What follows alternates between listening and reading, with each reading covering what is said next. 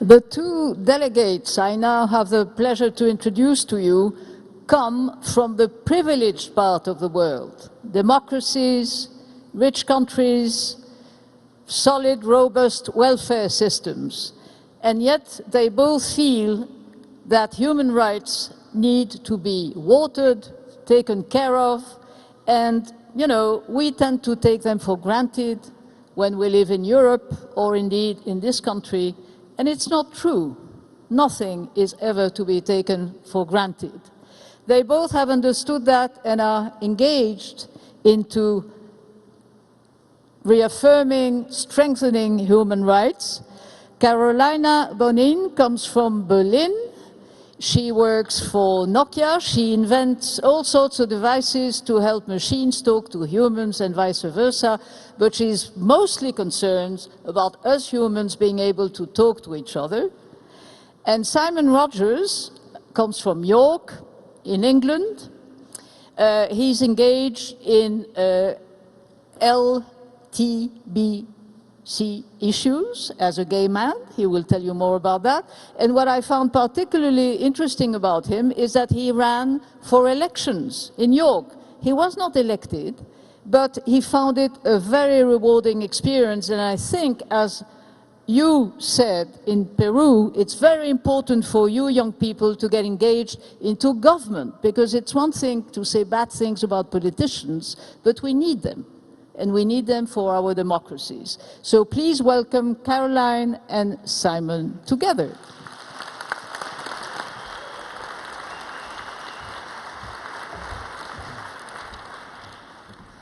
Hello, one young world.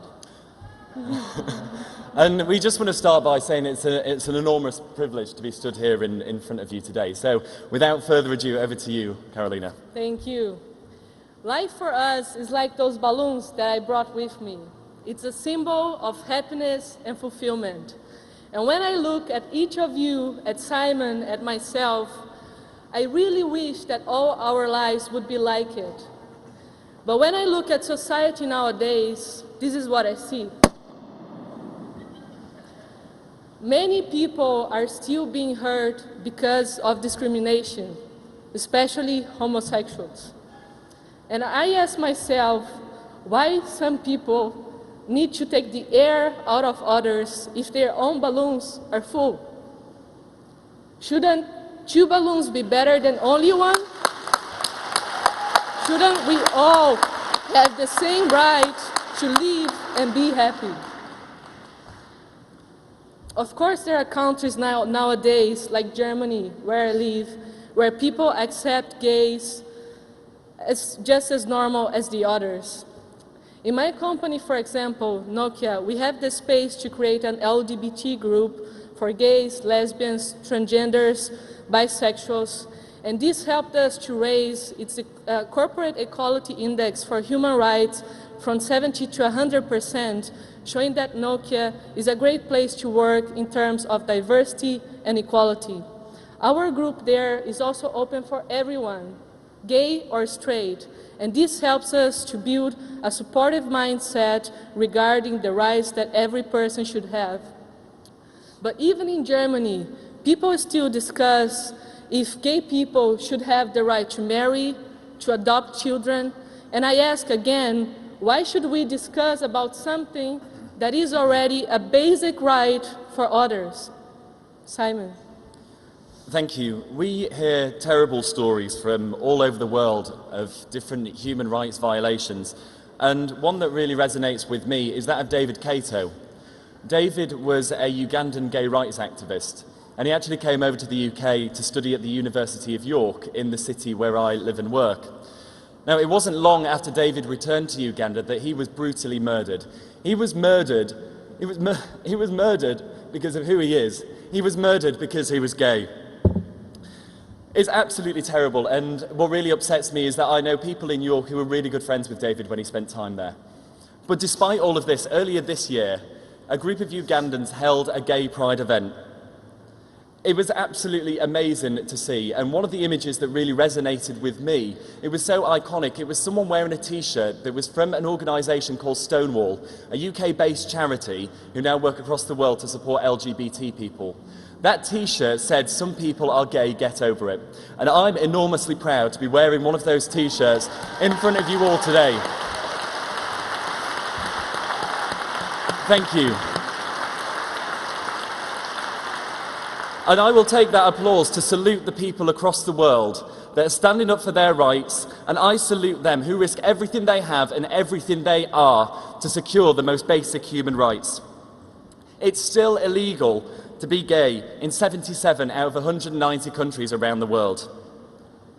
Half of those countries are members of the Commonwealth of Nations. But even still, in nations where we have strong LGBT legislation, we find that LGBT people are still being mistreated. I work for Aviva, and one of the charities that we support is the Albert Kennedy Trust. The Albert Kennedy Trust exists to support homeless young people that identify as LGBT who have been made homeless because they've come out to their parents and they're being mistreated by their families. It isn't just a UK thing. I'm going to share with you an example from the US. I'm going to read a letter that was written by a father to his son when his son told him he was gay. The father writes, "This is a difficult but necessary letter to write. I hope your telephone call was not to receive my blessing for the degrading of your lifestyle. I have fond memories of our times together, but that is all in the past. Don't expect any further conversations with me, none at all. I will not come to visit, nor do I want you in my house. You made your choice, though wrong it may be. God did not intend for this unnatural lifestyle. If you choose not to attend my funeral, my friends and family will understand. Have a good birthday and a good life. No present exchanges will be accepted. Goodbye, Dad." Now I said that was written here in the US. That was written here in Pennsylvania, in the state where we stand and sit today. I just can't imagine being disowned by my family, by the people that brought me into this world, and by the people who I love. That's why, One Young World, we have a duty to our future generations, and we have a duty to those most needy. And all too often it's the LGBT community, the young LGBT community in this world, that need our help the most. Today, we need a new global mindset to be born. We need everybody in society to truly believe with their hearts that everyone has the right to be happy. This is a question of basic values, and we truly believe that not only the minorities should stand for themselves, like in Uganda, but that governments have the responsibility to create this new mindset.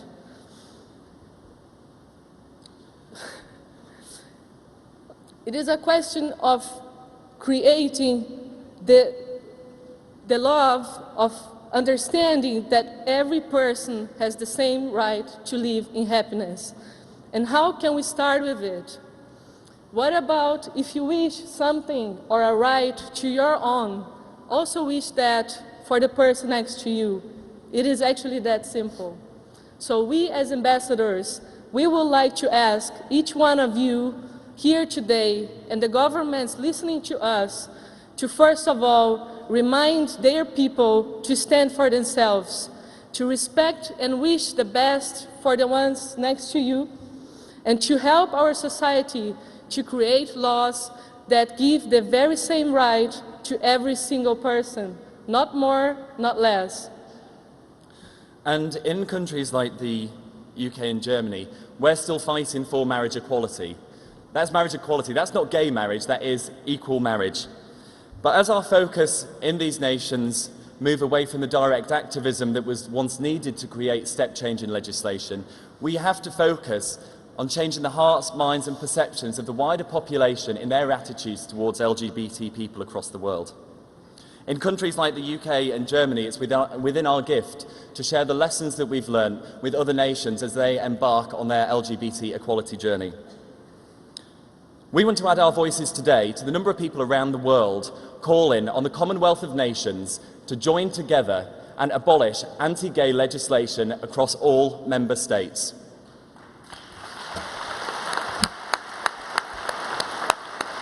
If we can prove that the Commonwealth of Nations can do that, that can prove the value of this intergovernmental organisation, we can show other nations that they can achieve the same thing as well. We're calling on you, One Young World ambassadors and delegates, to join with us as our allies, regardless of your own sexual orientation. It's within our gift to make the lives of LGBT people better around the world. We're calling on you to join with us, because we have to abolish anti-gay laws around the world. We have to change hearts, minds and perceptions, and we have to come together to say, some people are gay, get over it. Thank you.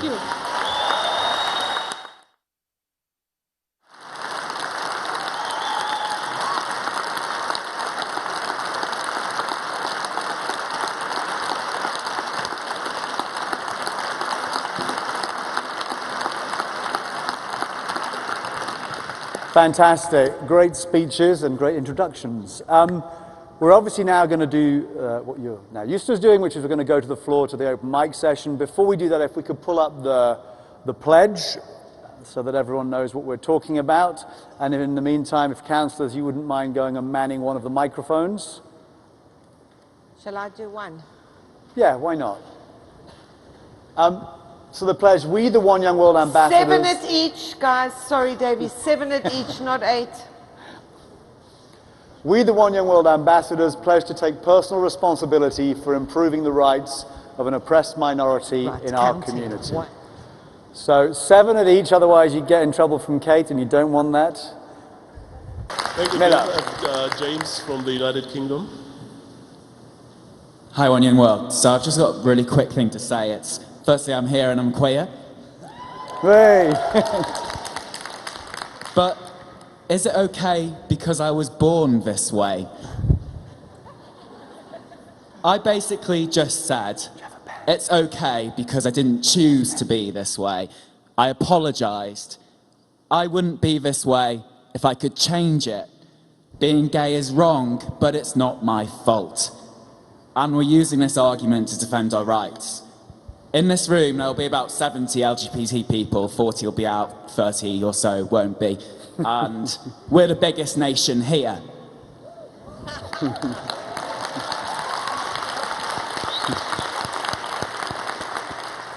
Regardless of what Lady Gaga says, I want us to stop apologising for being gay because we were born this way. It doesn't matter if we're born this way or not. I don't know if there's a gay gene or not. Being gay is just okay. Doesn't matter if we choose to be it.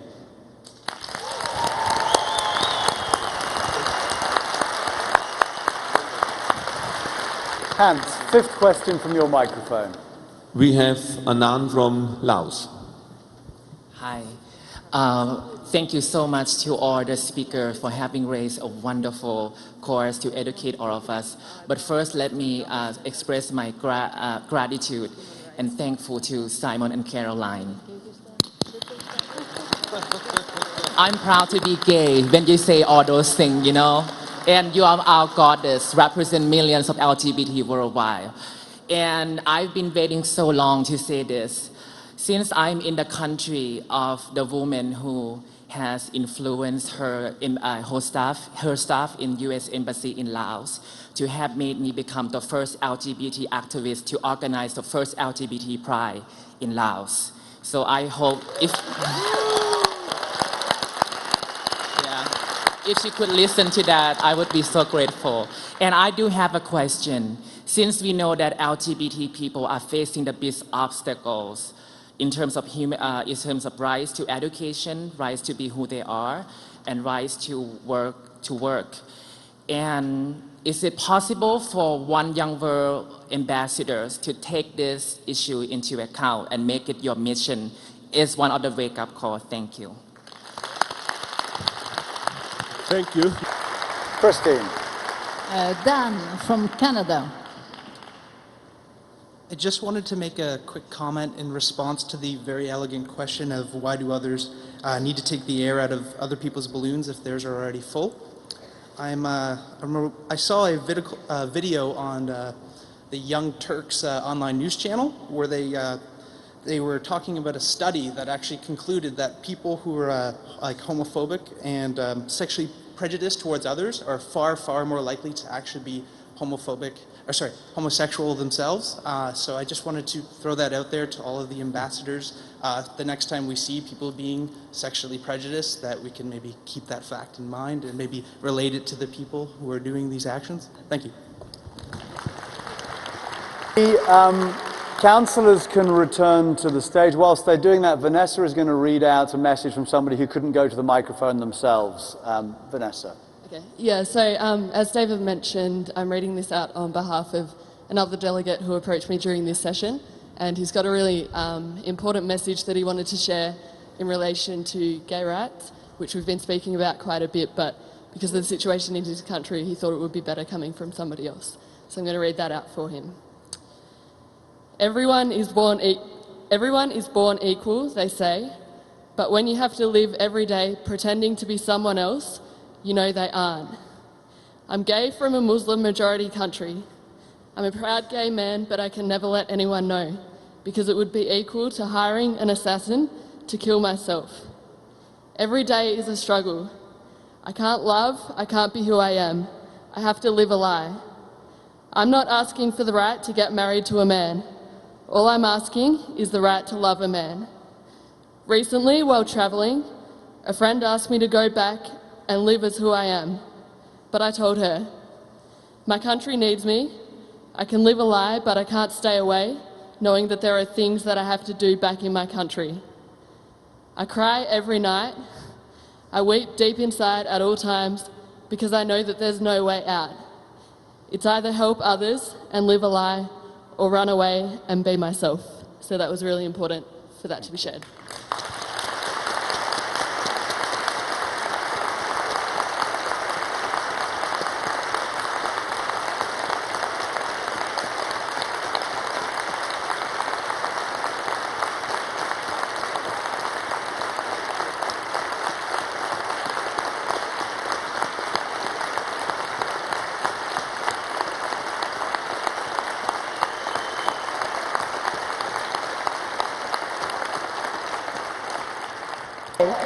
So, voting to make a commitment to act. The pledge reads, we, the One Young World ambassadors, pledge to take personal responsibility for improving the rights of an oppressed minority in our community. If we can go to the vote, please.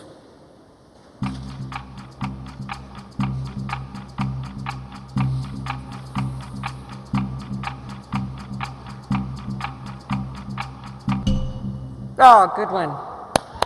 Well done, everybody.